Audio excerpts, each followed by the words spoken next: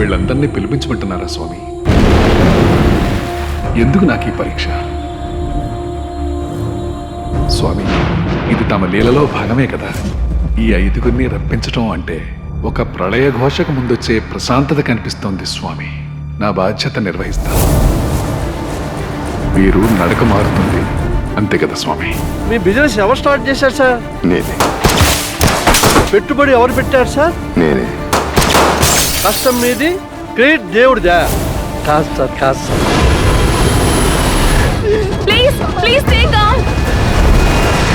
We are experiencing a brief turbulence. అన్ని విధాలా ఆడించేది ఆయనే కదా. ఇప్పుడు నువ్వు ఉన్న పరిస్థితికి ఆ స్వామి కారణం అని తెలుసా? మాలాంటి వారిని కూర్చోబెట్టున్నారా స్వామి? కింద పడిపోయిన వారిని కూడా నిలబెడతారు. ఆహా, మీ స్వామి ఒక జేసీబీ మరి పడిపోయిన వాళ్ళని లేపుతాడు. ఒక పెద్ద ఆయన నన్ను చూడగానే ఏమైందో తెలియదు. నీకోసం దక్షిణ దేశంలో ఒక జ్యోతి ఎదురు చూస్తూ ఉంది, నువ్వు వెంటనే బయలుదేరు అని చెప్పారు. నువ్వు అక్కడ లేవు, ఫోటోలో మాత్రం ఉంటావు. అభయాస్తం ఎవరి కోసమే అభయాస్తం. మెడిసిన్ కుండే పవర్ ప్రార్థనకు కూడా ఉంటే బాగుండు. ఎలా చేయాలో, ఎప్పుడేం చేయాలో స్వామికి తెలుసు doctor. Sir, I was having bhajan session and I saw a sign from Swami.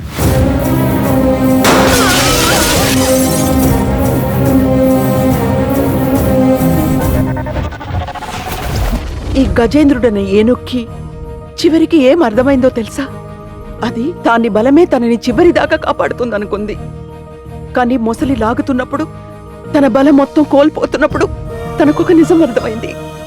దేవుడు తప్ప మనకింకేం శరణాగతి లేదు అని. అది అర్థం చేసుకున్నప్పుడు నారాయణ అని అరిచినప్పుడు స్వర్గద్వారం తెరుచుకొని స్వామి పరిగెత్తుకొచ్చారు. ఇదే నిజమైన శరణాగతి.